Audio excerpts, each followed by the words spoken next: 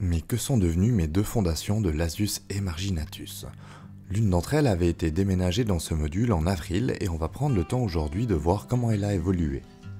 On va aussi s'arrêter un peu sur ce module de fondation pour vous donner un petit retour après quelques mois d'utilisation. J'avais déménagé l'autre fondation dans un e-building l'année dernière, et si au début tout semblait bien se passer, la diapose s'est montrée particulièrement meurtrière. Le reste de l'année a été tout autant peu réjouissant, et j'ai dû me résigner à un déménagement avant la diapose. On va voir que ça a été un peu plus brutal que ce que j'aurais aimé.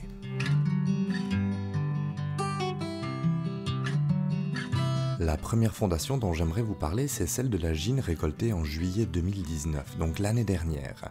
Je l'avais déménagée dans ce module de HandKit qui me semblait vraiment intéressant pour la fondation.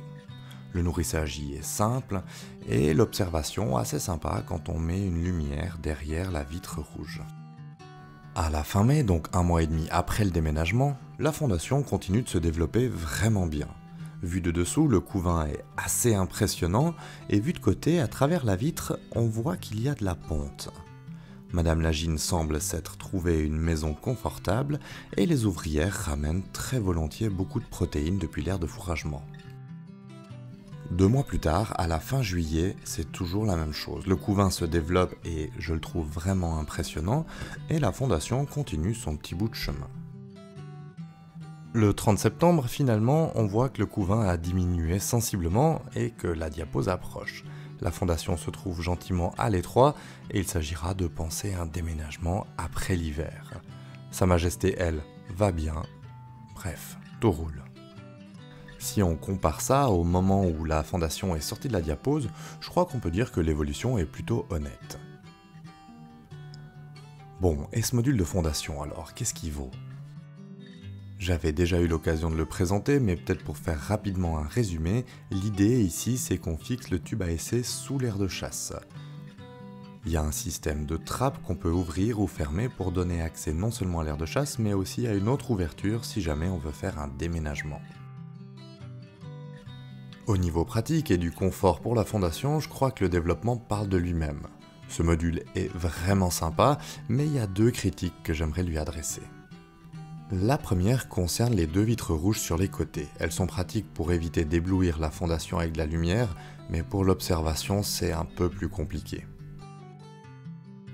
La deuxième critique va pour cette petite entrée qui relie le tube à l'aire de chasse. C'est sympa parce que ça donne un peu l'illusion à la fondation qu'elle est sous terre, on va dire, mais par contre, le souci c'est qu'il y a de l'espace. Et quand il y a de l'espace, elles y mettent le dépotoir.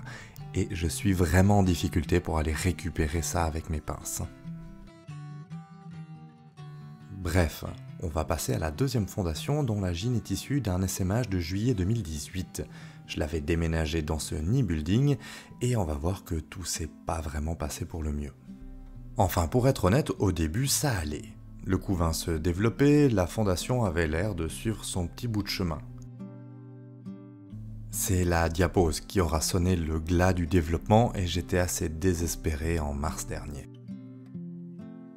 Comme c'est la première fois que j'utilise un e-building et d'autant plus pendant une diapose, je suis quasi certain que c'est moi qui ai fait une erreur. Je sais vraiment pas trop laquelle, je suspecte un problème de gestion de l'humidité, mais enfin si vous avez une idée, n'hésitez pas. Mais bon, tout ça on en a déjà parlé. La Gine allait bien à la sortie de la diapose, le couvain semblait quand même se développer un peu, bien que très lentement, alors je me suis pas trop inquiété. J'ai fait quelques aménagements, notamment au niveau de l'abreuvoir, et j'ai attendu pour voir. Sauf qu'à trop attendre, le problème est resté le même pendant des semaines, voire même des mois.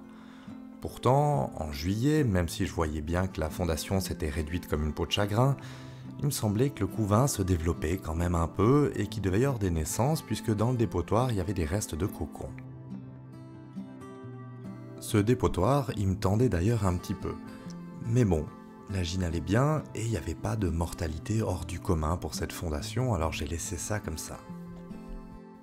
J'aurais pas dû. À la mi-septembre, bien qu'il y ait toujours du couvain, il n'y a plus de naissance depuis bien longtemps et la fondation continue sa stagnation. Je me rends alors enfin à l'évidence, cette fondation elle va pas survivre à une deuxième diapose dans ce nid et il va falloir que je m'intéresse à un déménagement. Mais avant de faire ça, je me suis intéressé un peu à l'humidification du nid parce que je suspecte que le problème vient, en tout cas partiellement, de là.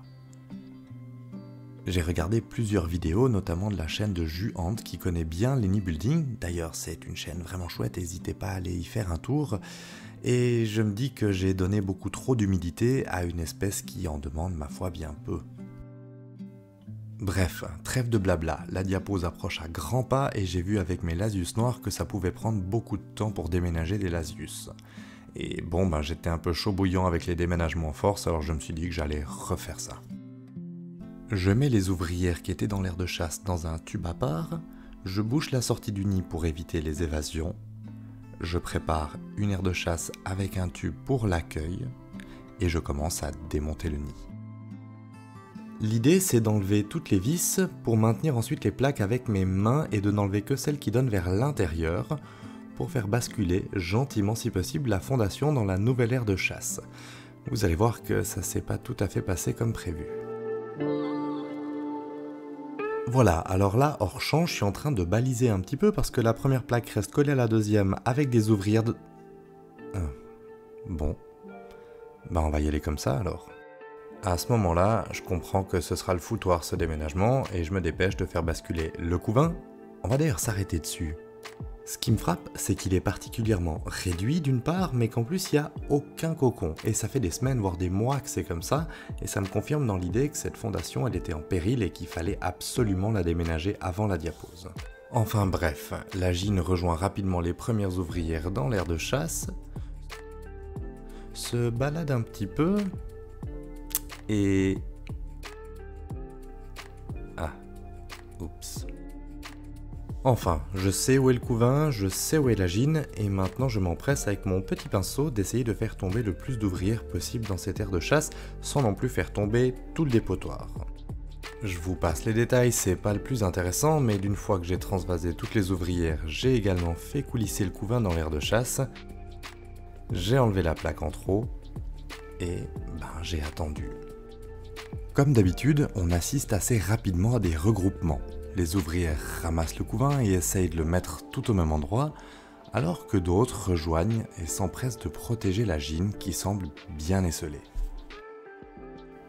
En dehors de ces deux sous-groupes, c'est toujours intéressant de voir que certaines ouvrières semblent désignées pour trouver un nouvel endroit et arpentent sans relâche l'aire de chasse.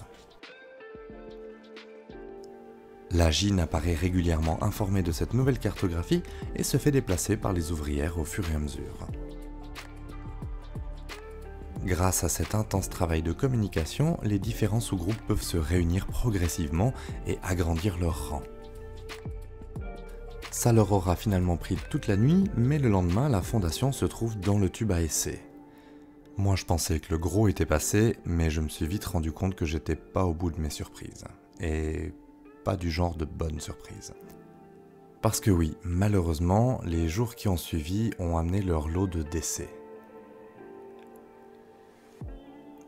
Je les trouvais régulièrement dans l'aire de chasse dans cet état et je me suis dit que c'était sans doute les vieilles ouvrières, vu qu'il n'y avait plus de naissance depuis un moment, qui s'étaient littéralement tuées à la tâche pour ce déménagement.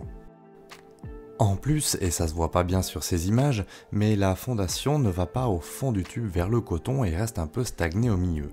Alors je me suis dit qu'il y avait peut-être un problème et je leur ai rajouté un tube à essai pour qu'elles puissent changer d'habitat si nécessaire.